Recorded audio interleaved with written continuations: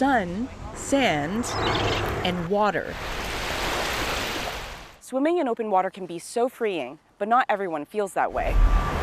That's why one group in South Riverdale is working to make it accessible for all genders in Toronto.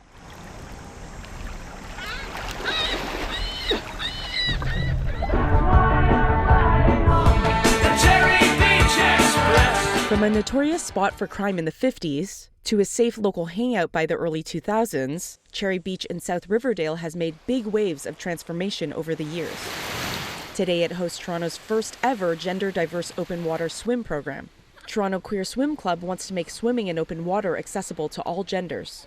When you look at sports in particular, there's a lot of history of queer folks not feeling comfortable, whether it's in sporting groups, in change rooms. Having more and more spaces that create that space where folks can come and feel comfortable enough coming is important. Started in July 2024, swimmers of all levels meet every Sunday morning. Beginners learn to swim in open water for the first time, while advanced swimmers train to compete. Lev Goldberg is training to be the first trans athlete to swim across Lake Ontario. I know for myself, gender dysphoria was one thing that kept me away from the pool for a good chunk of my life, from when I was around 10 to when I was about 27. It took me that long to get back to it, and one thing that made it feel safer and more welcoming was being able to have that space with other queer people, other trans people. Downtown Swim Club partners with the Open Water program. The 37-year-old club connects advanced swimmers with less experienced ones who identify as queer. There's still a lot of heterosexism in sport. I think a lot of gay, lesbian, and queer swimmers feel more comfortable swimming with each other and swimming with coaches who understand them, and it emboldens them to pursue the sport, feel comfortable at it, get good at something.